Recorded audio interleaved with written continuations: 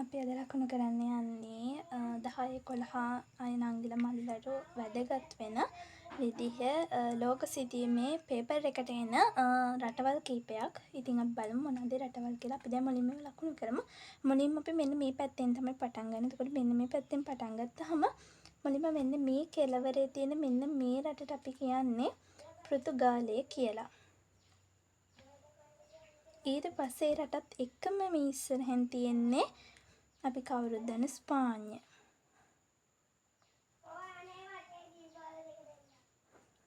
ඊළඟට මෙන්න මෙතන තියෙනවා අයර්ලන්තය.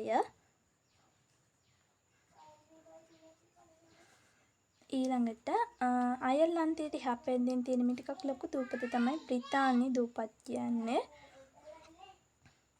ඊට පස්සේ මෙන්න මෙතන තියෙනවා ප්‍රංශය.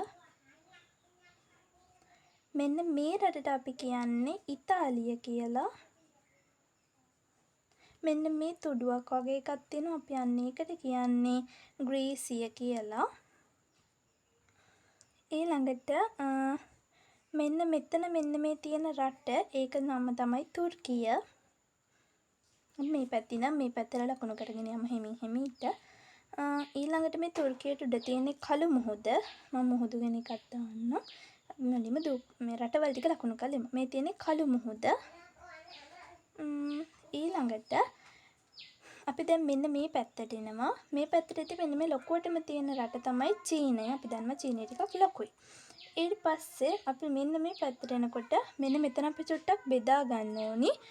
නැත්නම් අපිට එතන පොඩ අපහැදිලි වෙනවා. අපි කවුරුත් ආස රටක් තමයි තියෙන්නේ. මෙන්න මෙතන මේ තියෙන අපි කවුරුත් ආස කරන මේ යට තියෙන දකුණු කොරියාව. මේ උඩ තියෙන්නේ උතුරු කොරියාව.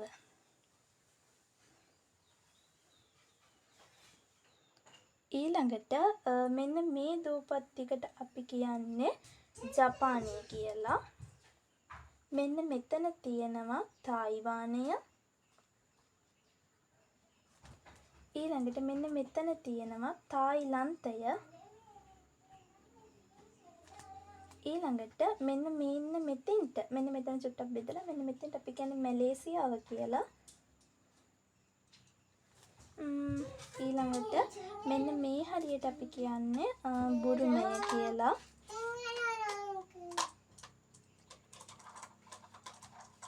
බුරුමය ඊට පස්සේ මෙන්න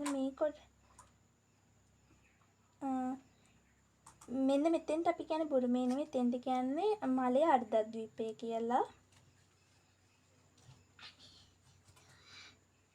මෙන්න මේ රට තමයි බුරුමය.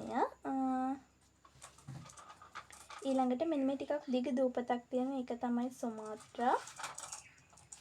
ඊළඟට මේ තියෙන්නේ ජාවා.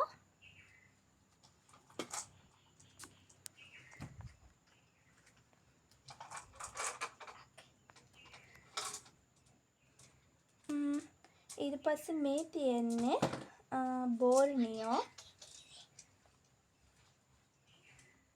මේ තුනේම එකතු ඒ කියන්නේ මේ සුමාත්‍රා ජාවා බෝර්නියෝ කියන තුනේම එකතුවට තමයි අපේ ඉන්දුනීසියාව කියලා කියන්නේ.